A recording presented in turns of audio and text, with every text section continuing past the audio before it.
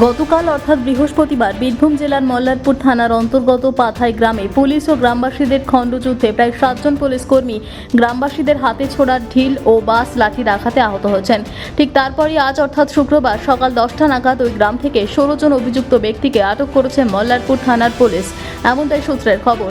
এ বিষয়ে পুলিশ সূত্রে জানা যায়, গত বুধবার পাথাই গ্রামে একজনকে কটূক্তি করে কথা বলার জন্য গ্রামবাসীদের দুপক্ষের ঝামেলা সৃষ্টি হয়। ঠিক তারপর ঝামেলা মিটে গেলে তার পরের দিন অর্থাৎ গতকাল বৃহস্পতিবার পাথাই গ্রামে আবারও ঝামেলা সৃষ্টি হয়। সেই ঝামেলা মেটাতে যায় মল্লারপুর থানার পুলিশ প্রশাসন।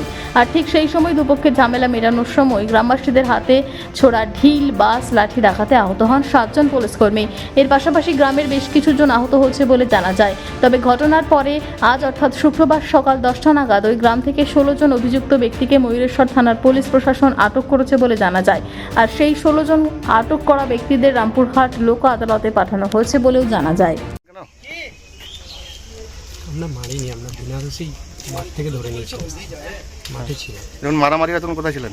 মাঠে ছিলাম আমরা। তাহলে পুলিশকে কারা মারলো?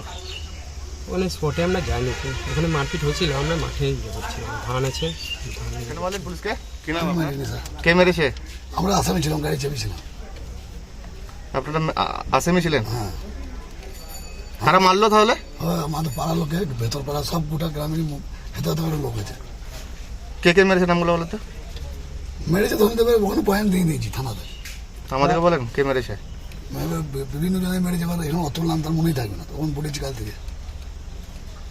সব নাম দেওয়া আছে, সব নাম দেওয়া আছে স্যার।